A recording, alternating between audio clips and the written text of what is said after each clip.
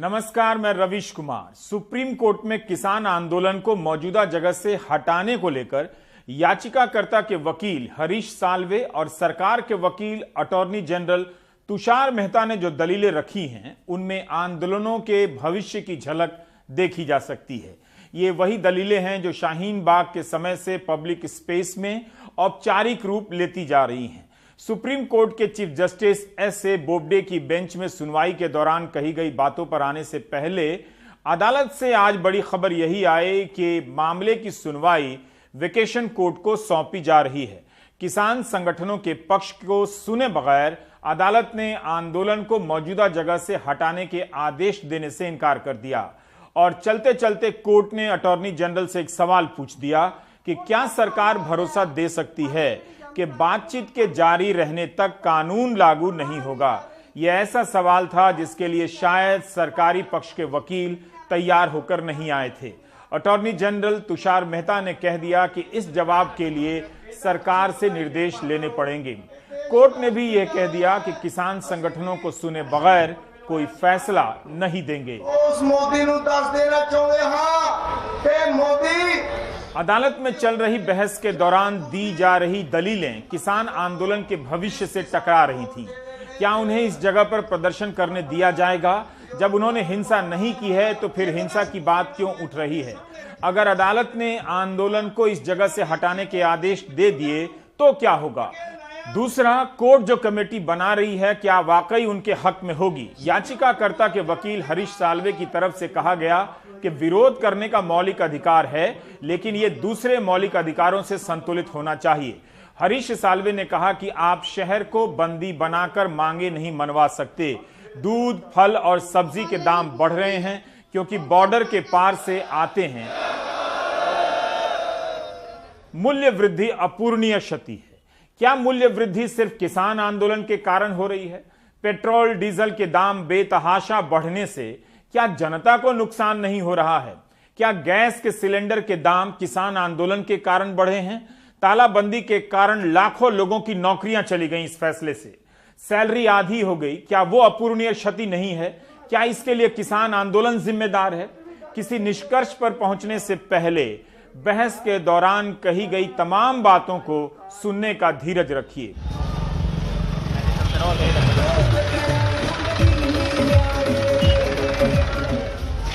Chief justice के सवालों के जवाब में केंद्र सरकार के प्रतिनिधि वकील अटॉर्नी जनरल तुषार मेहता ने कहा कि यह लोग 6 महीने की तैयारी के साथ आए हैं। इस तरह से रोड को ब्लॉक करने की इजाजत नहीं दी जा सकती है। जो किसानों ने रास्ता ब्लॉक किया है उसे हटाया जाए ताकि लोगों को फ्री मूवमेंट का रास्ता मिले। तुषार मेहता ने कहा कि बिना मास्क या सोशल डिस्टेंसिंग के इस तरह के प्रदर्शन जारी रखने की अनुमति नहीं दी जा सकती है। चीफ जस्टिस ने पूछा कि क्या यह सही है कि अगर एक रास्ते पर बैठे हैं तो पूरा शहर प्रभावित हो रहा है? अटॉर्नी जनरल ने कहा कि किसानों ने सीमाओं को बंद कर रखा है। रास्ता किसानों ने नहीं रोका, हमारा रास्ता गवर्नमेंट सेंट्रल सरकार मोदी ने रोका हुआ है। हम तो आगे जाना चाहते हैं, हमको उसमें बैठने के लिए मजबूर कर दिया है, पर हम सरकार को चेतावनी देते हैं अगर उन्होंने हमारी मांगे नहीं सुनी वो तो पार्लियामेंट का कहते हैं अभी आगे ना दिल्ली किसान बढ़े, हम तो उसकी एक इट पर बैठ जाएंगे। ये पार्लियामेंट हमारी है, पब्लिक की है। भाई संविधान ने हमारे को राइट दिया है, जंतर मंतर और रामलीला मैदान, हमारे को वहाँ पे प्रोटेस्ट करने का राइट क्यों नहीं दिया गया? दिल्ली कूच करने का बताया था सरकार को पहले से ही, तो ये सरकार ने खड्डे खोदते हैं हमारे रास्ते में और पानी की बिशारे मारी है। सरकार ने बैरिकेडिंग करके हमारे रास्ते रोके गए। कमाल की दलील थी। एक बार लगा कि इसकी कोई काट नहीं है। अगर कोविड की चिंता में इस आंदोलन को हटा देना चाहिए तो फिर क्या तुषार मेहता को पता नहीं होगा कि सरकार की तरफ से हो रहे किसान सम्मेलनों में सोशल डिस्टेंसिंग का पालन हो रहा है या नहीं हो रहा है? 16 दिसंबर की यह तस्वीर है। ग्वालियर में कृषि मंत्री नरेंद्र सिंह तोमर की सभा है। क्या इस सभा की तस्वीरें बता रही हैं कि यहां सोशल डिस्टेंसिंग का पालन किया गया और लोग मास्क पहनकर आए थे? अगर सरकार के मंत्री कोविड की चिंता के बगैर ऐसे किसान सम्मेलन कर सकते हैं तो फिर किसानों के आंदोलन को हटाने के लिए कोविड की दलील क्यों? जब तक व्हाट्सएप में गुड मॉर्निंग मैसेज भेजने का अधिकार बचा है आपके पास, उसके जश्न में डूबे रहिए। इस खुशी में किसी को गुड मॉर्निंग मैसेज भेजने के बाद 2 समोसे भी खाते रहिए। इस सुनवाई के दौरान बीच बीच में चीफ जस्टिस की भी टिप्पणियां आती रहीं, जिन्हें हमारे सहयोगी आशीष भार्गव भेजते रहे। उन टिप्पणियों का संकलन, कुछ टिप्पणियों का संकलन इस प्रकार है। चीफ जस्टिस ने कहा कि हमें यह देखना होगा कि किसान अपना प्रदर्शन भी करें और लोगों के अधिकारों का उल्लंघन भी ना हो। हम स्वीकार करते हैं कि किसानों को विरोध का अधिकार है, इसमें हम हस्तक्षेप नहीं करेंगे। सरकार और किसानों के बीच बातचीत होनी चाहिए, इसलिए हम कमेटी के गठन के बारे में सोच रहे हैं। हम स्वतंत्र और निष्पक्ष समिति के बारे में सोच रहे हैं। बातचीत भी चले और प्रदर्शन भी जारी रहे। विरोध प्रदर्शन को रोकने के लिए पैनल सुझाव दे सकता है, लेकिन हम यह भी सुनिश्चित कर रहे हैं कि किसी भी नागरिक के अधिकारों का हनन ना हो, ना कोई हिंसा हो। कमेटी बनाने की बात पर पंजाब सरकार की तरफ से पी चिदम्बरम ने कहा कि सरकार को कमेटी बनाने से कोई आपत्ति नहीं है। बहस के दौरान एक जगह पर याचिकाकर्ता के वकील हरीश साल्वे ने कहा कि कोई पब्लिक संपत्ति को नुकसान पहुंचाता है तो उससे नुकसान की राशि वसूली जाए। सार्वजनिक संपत्ति के नुकसान की चिंता वाजिब है, लेकिन किसान जब दिल्ली की तरफ आ रहे थे तब सार्वजनिक संपत्ति नाम की सड़क को बीच से किसने काटा था? क्या सरकार जनता को रोकने के लिए सार्वजनिक संपत्ति का नुकसान ऐसे कर सकती है, तब भी जनता की तरफ से कोई हिंसा ना हो, उकसावा ना हो? इस चर्चा के संदर्भ में चीफ जस्टिस ने कहा कि क्या आप जानते हैं कि जुर्माना अदा करने के लिए शिवसेना को बॉम्बे हाईकोर्ट ने आदेश दिया था, उसका क्या हुआ? तो साल्वे ने कहा कि कभी जुर्माना नहीं भरा गया। पी चिदम्बरम ने कहा कि रास्ता किसानों ने नहीं, पुलिस ने रोका है। कोर्ट ने कहा कानून व्यवस्था का मसला पुलिस पर छोड़ देना चाहिए। भारतीय किसान यूनियन ग्रुप भानु की तरफ से वकील एपी सिंह ने बहस की शुरुआत की और कहा कि देश कृषि प्रधान देश है। कोरोना और तालाबंदी के समय किसानों ने देश को बचाया है। रहीमन धागा प्रेम का मत तोड़ो चटकाए। चीफ जस्टिस ने यूनियन से कहा कि दिल्ली को ब्लॉक करने से दिल्ली के लोग भूखे हो जाएंगे। आपका उद्देश्य तब तक पूरा नहीं होगा जब तक बातचीत ना हो। अगर ऐसा नहीं हुआ तो आप सालों तक प्रदर्शन पर बैठे रहेंगे, लेकिन कोई नतीजा नहीं निकलेगा। चीफ जस्टिस ने कहा कि जो लोग प्रदर्शन के लिए रामलीला मैदान जाएंगे वो शांति रखेंगे या नहीं, ये नहीं कह सकते। हम आपको प्रदर्शन से नहीं रोक रहे, आप प्रदर्शन कीजिए। प्रदर्शन का एक मकसद होता है, आप सिर्फ प्रदर्शन पर नहीं बैठ सकते हैं, बातचीत करनी चाहिए। किसानों को बड़ी संख्या में दिल्ली में प्रवेश करने की अनुमति दी जानी चाहिए या नहीं, यह फैसला पुलिस का होगा, ना अदालत का, ना कि सरकार का, जिसका आप विरोध कर रहे हैं। हम तो आना चाह रहे थे, जितने बैरिकेड लगाए सरकार ने लगाए ना, हम तो आना चाह रहे थे। लेकिन अब ये थोड़ा ही है कि पहले सरकार उस तरफ मनाए, फिर सरकार उस तरफ मनाए, हमें डंडे मारे, हमें मुकदमे 3 मुकदमे 307 के दर्ज कर दिए हमें बैरिकेड तोड़ने पे। क्या किसको मारने जा रहे थे? हम अपनी बात मनवाने के लिए। दिल्ली हमारे देश की राजधानी है, हम दिल्ली अपने देश की राजधानी में प्रदर्शन नहीं कर सकते। ये कौन सा लोकतंत्र है? सुप्रीम कोर्ट को एक्शन लेना चाहिए, सरकार के ऊपर दंडित करना चाहिए सरकार को। आपने क्यों नहीं आने दिया इनको? क्यों इतना बड़ा बखेड़ा करवाया? यहाँ पे हमें बिठाया तो सरकार ने बिठाया। इस तरह बहस चलती रही। अदालत ने याचिकाकर्ता से पूछा कि आपने सुप्रीम कोर्ट के आदेश की कॉपी किस किस को दी है। याचिकाकर्ता ने कहा भारतीय किसान यूनियन, टिकैत आदि को दिया है। तब चीफ जस्टिस ने पूछा क्या किसान संगठनों के आज के सुनवाई में शामिल ना होने पर भी हम कमेटी का गठन कर दें? जवाब में अटॉर्नी जनरल ने कहा 42 संगठन हैं। तब कोर्ट ने कहा कि कल भी सुनवाई पूरी नहीं होगी और हम किसान संगठनों को सुने बगैर आदेश जारी नहीं करेंगे। एक तरीके से सुप्रीम कोर्ट ने इस फैसले में किसान आंदोलन को हरी झंडी दे दी है और कहा है कि उसका विचार ये है कि किसानों के इस आंदोलन को, इस विरोध प्रदर्शन को इजाज़त देनी चाहिए, बिना किसी बाधा के ये चलता रहे और इसके साथ साथ किसी भी प्रदर्शनकारी या फिर पुलिस द्वारा हिंसा नहीं की जानी चाहिए, शांति भंग नहीं की जानी चाहिए। 3 जजों ने अपने इस फैसले में ये भी कहा है कि उसका विचार ये है कि विरोध प्रदर्शन करना एक मौलिक अधिकार है और किसानों को भी ये अधिकार है कि वो अपनी बात रखने के लिए विरोध प्रदर्शन कर सकते हैं, लेकिन ये सब पब्लिक ऑर्डर के अधीन है और कानून के मुताबिक होना चाहिए। इस दौरान किसी की भी जान नहीं जानी चाहिए और ना ही किसी की संपत्ति का नुकसान होना चाहिए। ये एक सुप्रीम कोर्ट ने जो ये फैसला दिया है, इससे किसानों के इस आंदोलन को और बल मिलेगा। हालांकि शाहीन बाग के मामले में सुप्रीम कोर्ट ने कहा था कि आप कोई भी पब्लिक स्पेस यानी कोई सड़क या कि सार्वजनिक जगह पर प्रदर्शन नहीं कर सकते। सुप्रीम कोर्ट में जो फाइंडिंग्स आई हैं उसमें ये है, सुप्रीम कोर्ट ने कहा है कि कमेटी बननी चाहिए और एक कमेटी जो बनेगी वो आप लोग के बीच में नहीं कुछ भी नहीं, नो कमेंट्स प्लीज। जब तक हमारे वकील उनसे सलाह करके हम कोई डिसीजन नहीं लेते, नो कमेंट। किसानों की लड़ाई अब इस पर आकर सिमट जाएगी कि उनका सारा समय इसी में जाएगा कि वे साबित करें कि किसान हैं भी या नहीं। 16 दिसंबर को किसान आंदोलन और किसानों की हालत से दुखी संतराम सिंह ने गोली मारकर आत्महत्या कर ली। किसान आंदोलन के मंच से संतराम सिंह को श्रद्धांजलि दी गई और 2 घंटे तक शबद कीर्तन हुआ। आंदोलन के 12 प्रतिनिधि संतराम सिंह के डेरे पर भेजे गए हैं। सुखबीर सिंह बादल और हरसिमरत कौर बादल बाबा राम सिंह के दर्शन करने के लिए नानकसर सिंगड़ा गांव पहुंचे। मुख्यमंत्री मनोहर लाल खट्टर, मुख्यमंत्री अरविंद केजरीवाल, कांग्रेस सांसद राहुल गांधी समेत कई नेताओं ने संतराम सिंह को श्रद्धांजलि दी है।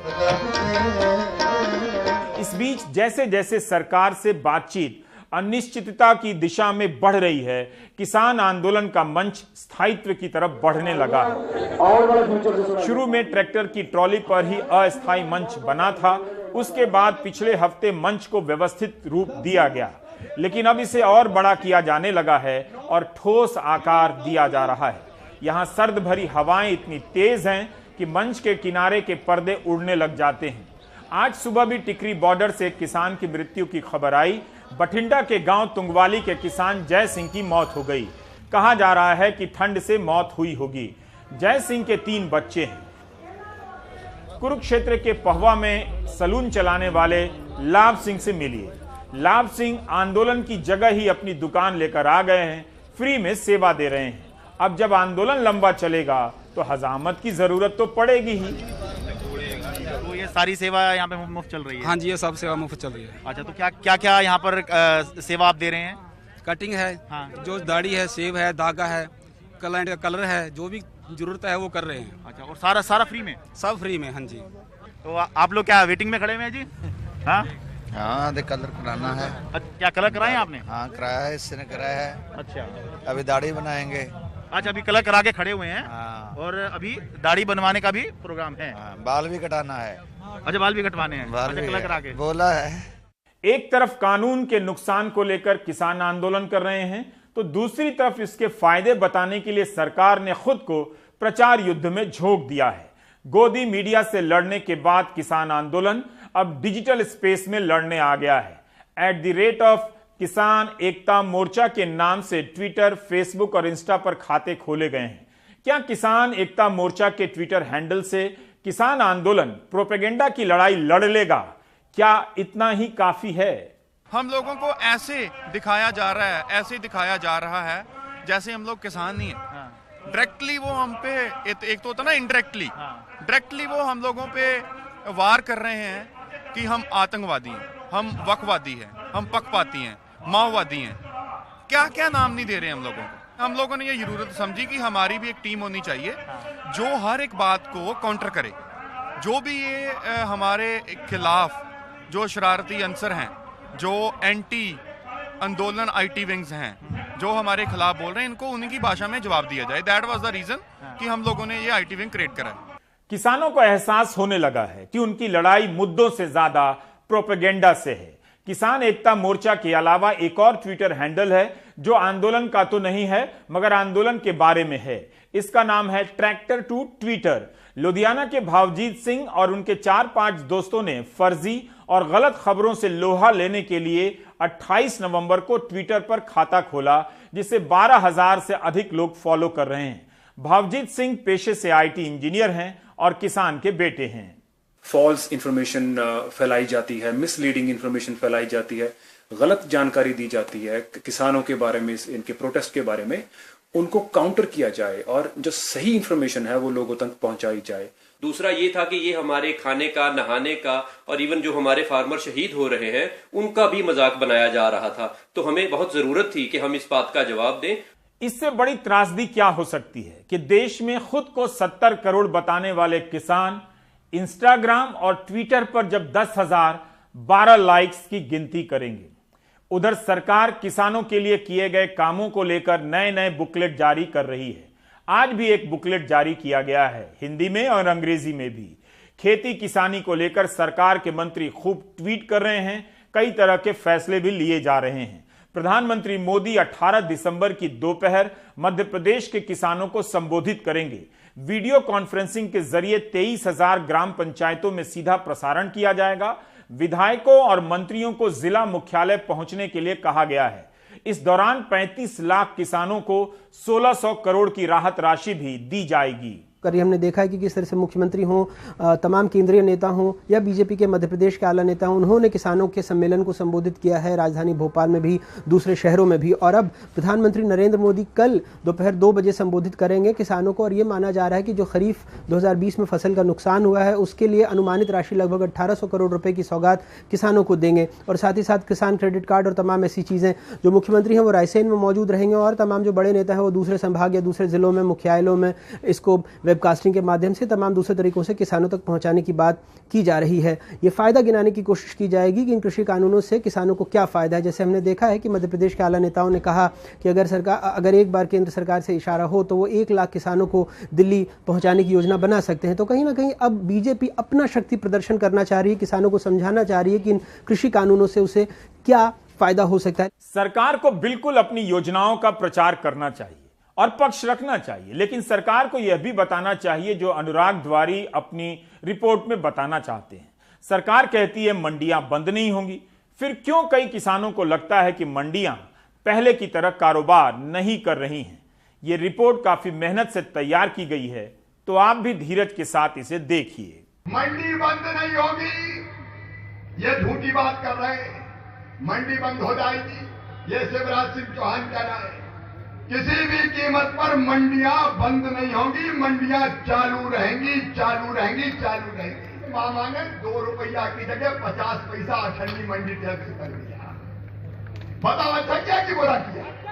अरे जोर से बताओ, अच्छा किया कि बुरा किया? अच्छा किया। अभी खेती किसानी जानते नहीं। मंडी चालू रहेगी, मंडी टैक्स हमने घटा दिया ताकि मंडी प्रतिस्पर्धा में टिकी रहे। मंडी की व्यवस्था अच्छी करो, मंडी में बिके, कोई आपत्ति नहीं है। लेकिन कोई भी व्यापारी लाइसेंस देके मंडी के बाहर कहीं खरीद सकता है। किसान जहां चाहे उसकी मर्जी। दाल भात में मूसल चंद तुम कौन होते हो कि यही मंडी में ही बैठे। मुख्यमंत्री जी कह रहे हैं मंडी बंद नहीं होगी, फिर ये भी कह रहे हैं कि आय घटी है क्योंकि उन्होंने टैक्स घटा दिया है। लेकिन हकीकत क्या है? मध्य प्रदेश के अलग अलग संभागों की ये मंडियां, कुछ मंडियों में कामकाज धीमा हो गया है तो कहीं ठप।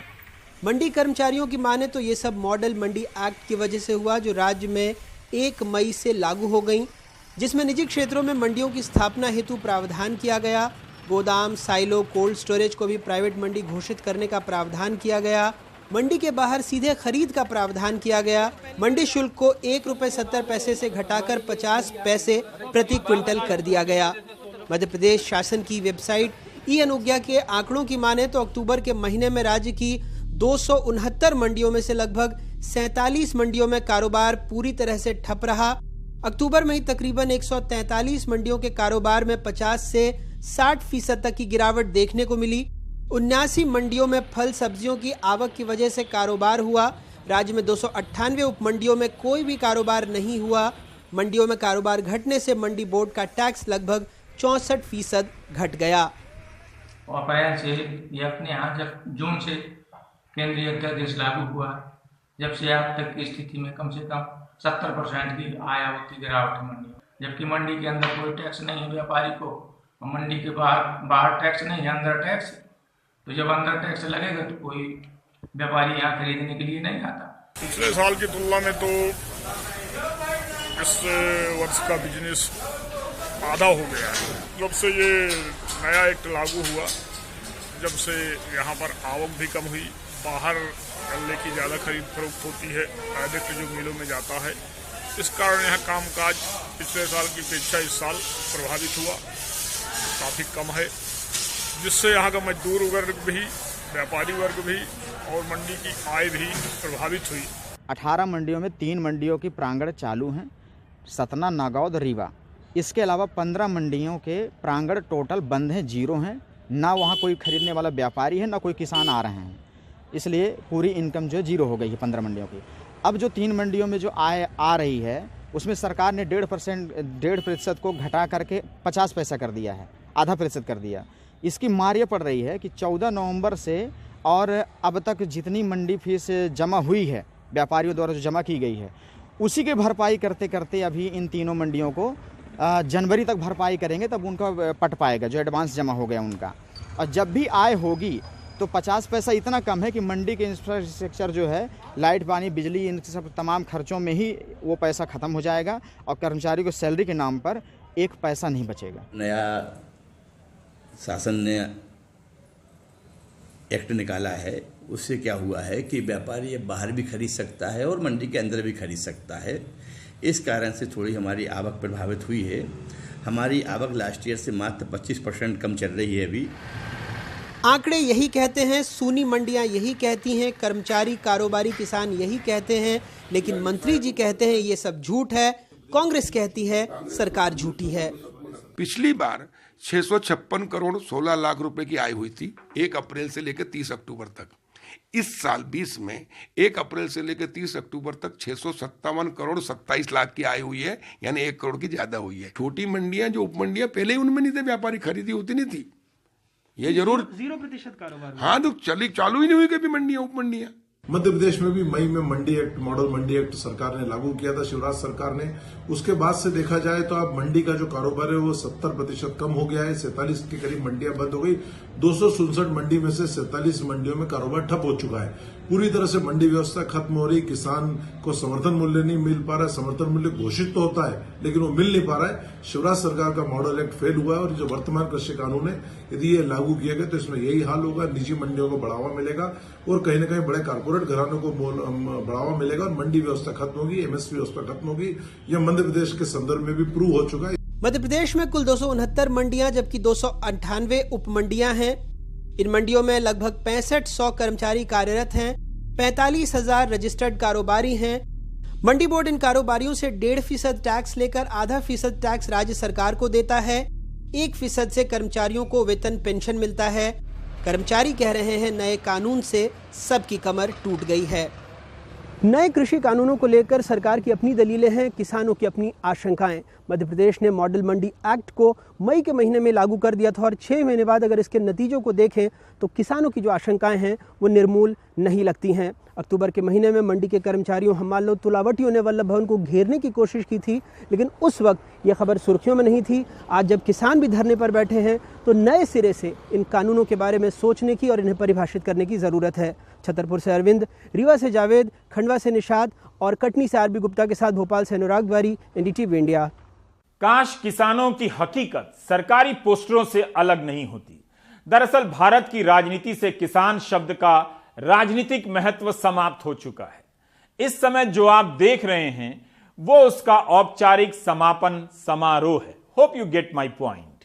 अखबार पढ़ने से समाचार पढ़ना नहीं आता है और न्यूज चैनल देखने से समाचार देखना नहीं आता है।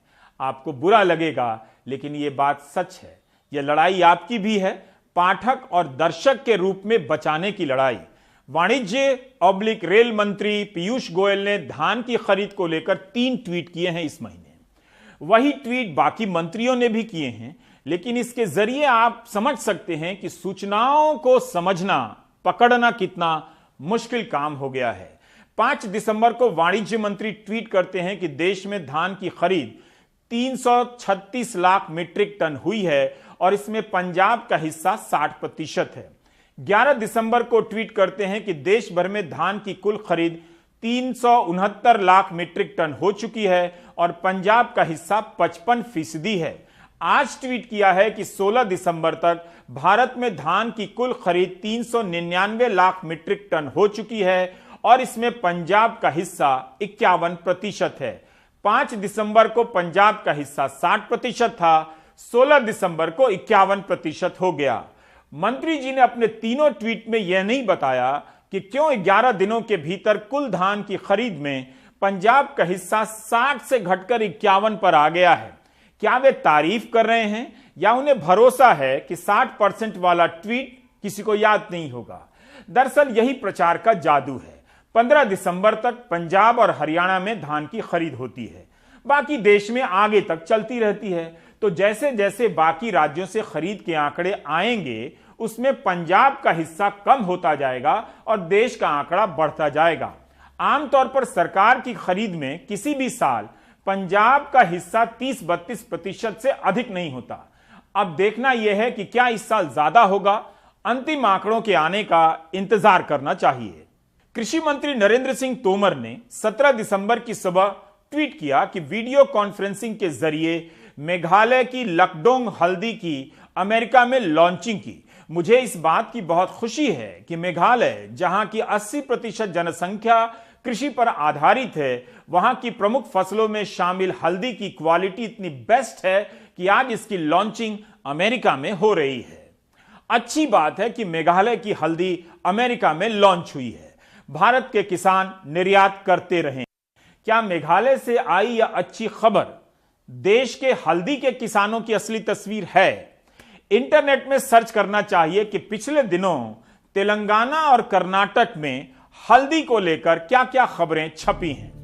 हिंदू अखबार में हल्दी के दाम और किसानों की समस्याओं को लेकर कई रिपोर्ट छपी हैं। हमने 19 दिसंबर 2019 से लेकर 5 अक्टूबर 2020 तक की 4-5 रिपोर्ट देखी है। इससे पता चला कि भारत में हल्दी की खेती आंध्र प्रदेश, कर्नाटक, महाराष्ट्र में तो होती है, लेकिन तेलंगाना हल्दी उत्पादन का केंद्र है। तेलंगाना के किसानों का एक रिपोर्ट में बयान छपा है कि 1 एकड़ में हल्दी की खेती करने पर 1.5 लाख रुपए लग जाते हैं और सिर्फ लागत निकालने के लिए 7,000 रुपए प्रति क्विंटल का भाव चाहिए, मगर 4,500 से 6,500 के बीच ही भाव मिल पाता है। किसान हल्दी के लिए न्यूनतम समर्थन मूल्य पर खरीद की मांग करते रहे हैं। इन्हीं रिपोर्ट से पता चलता है कि हल्दी की किस्मों के नाम पीतांबर, प्रभा, राजेंद्र सोनिया और रोमा हैं। सरकार ने टर्मेरिक टास्क फोर्स कमेटी भी बनाई है। हरियाणा के मुख्यमंत्री मनोहर लाल खट्टर ने ट्वीट किया है कि वे 20 दिसंबर को नारनौल में किसानों को संबोधित करेंगे। आज दिल्ली विधानसभा का विशेष सत्र बुलाया गया था और किसान कानून की प्रतियां फाड़ दी गईं। ये तीनों कानूनों को मैं सदन के सामने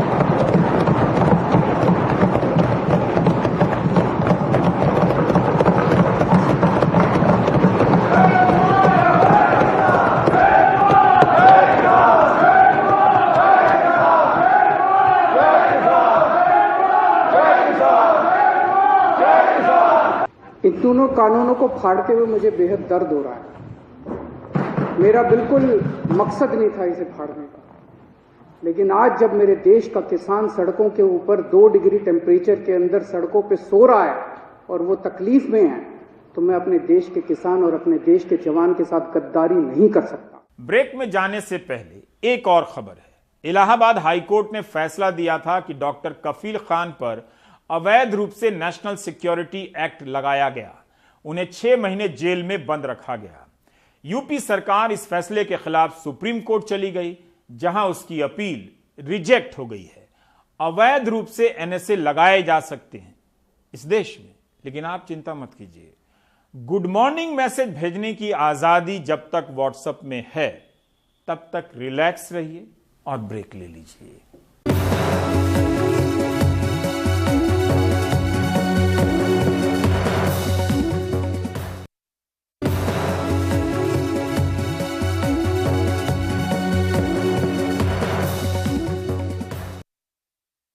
महाराष्ट्र में कोविड के मामले तो घट रहे हैं, लेकिन मौत के आंकड़े एक बार फिर तेजी से बढ़ने लगे हैं। एक दिन में 95 मौतें हुई हैं। भारत के कुल एक्टिव मामलों में 19% मामले महाराष्ट्र से हैं, वहीं कुल मौतों में 33% महाराष्ट्र से। राज्य के 4 जिलों में 64% एक्टिव मामले हैं और राज्य की 54% मौतें भी इन्हीं जिलों से हैं। महाराष्ट्र सरकार के टेक्निकल एडवाइजर मानते हैं कि सुपर स्प्रेडर पर लगाम जरूरी है। एक दिन में 95 मौत। महाराष्ट्र कोरोना के मृत्यु ग्राफ में फिर से सबसे ऊपर है। सोमवार को 60, मंगलवार को 70 तो बुधवार को 95 संक्रमितों की जान चली गई। बीते 3 दिनों में पॉजिटिव मामलों में 45% की बढ़ोतरी भी हुई है। देश के आंकड़ों से तुलना करें तो कुल एक्टिव मामलों में से 19% मामले महाराष्ट्र से हैं, लेकिन मौतें 33% महाराष्ट्र से हैं। भारत में बुधवार को हुई मौत के आंकड़े देखें तो 27% मौतें महाराष्ट्र में हुई हैं। महाराष्ट्र के कुल एक्टिव मामलों में 64% मामले पुणे, ठाणे, नागपुर और मुंबई से हैं। राज्य की 56% मौतें इन्हीं 4 जिलों से हैं। कुछ जगह पर देखा जाए तो फिर से आंकड़े बढ़ रहे हैं और जो नंबर ऑफ एक्टिव केसेस है वो कई जगह पर बहुत ही ज़्यादा है, जो कि चिंता की बात है और वो आंकड़े बढ़ रहे हैं। इसमें सबसे ज़्यादा जो है वो पुणे की जो पेशेंट है एक्टिव, उसमें कम से कम 16,000 से ऊपर पेशेंट है, 16,953 है। उसके बाद ठाणे में भी पेशेंट बढ़ रहे हैं, उधर 11,034 पेशेंट अभी तक एक्टिव केसेस है। बम्बई में 6,958 एक्टिव केसेस है। लगभग 17,000 केसेस पूना में है। पिछले 24 घंटों में 650 नए केसेस रजिस्टर हुए हैं। इसका मतलब साफ है कि पुणे के सिचुएशन आने वाले दिनों में और भी ज्यादा बिगड़ सकती है। हालांकि पुणे प्रशासन का कहना है कि उनकी मुहिम से शहर के पॉजिटिविटी रेट में बड़ी गिरावट दर्ज हुई है। अपने को जो डर था कि दिवाली के बाद ये इन्फेक्शन बढ़ जाएगा, ट्रांसमिशन बढ़ जाएगा कोविड का, तो वो पुणे में नहीं बढ़ा है। हमने एक सोशल अभियान पुणे में चलाया, उसका नाम था पुण्याचा निर्धार कोरोना हद्दपार। हमने डिसाइड कर लिया था कि ये कोरोना हम यहाँ से दूर भगाएंगे, तो उसका भी अच्छा परिणाम हमको मिला, जो कि आज पॉजिटिविटी रेट हमारा 8 के नीचे आ गया है। कोरोना के ग्राफ में महाराष्ट्र को नीचे लाने के लिए सरकार के technical adviser doctor Subhash Salunkhe मानते हैं कि राज्य में संक्रमण फैलाने वाले सुपर स्प्रेडर पर लगाम जरूरी है। सुपर स्प्रेडर की फौरन जांच कर इन्हें आइसोलेट करना और जल्द ट्रीट करना जरूरी है। स्ट्रैटेजी के तौर पर फिलहाल सुपर स्प्रेडर्स पर फोकस बेहद जरूरी है। महाराष्ट्र के कुछ शहर जहां संक्रमण में कमी देखते हैं तो कुछ तेजी, कुछ वक्त के लिए आंकड़े कम दिखते हैं, लेकिन भारत की कुल संख्या में महाराष्ट्र अव्वल ही नजर आता है। सबसे बड़ी चिंता है मौतें। मुंबई से पूजा भारद्वाज की रिपोर्ट, एनडीटीवी इंडिया के लिए।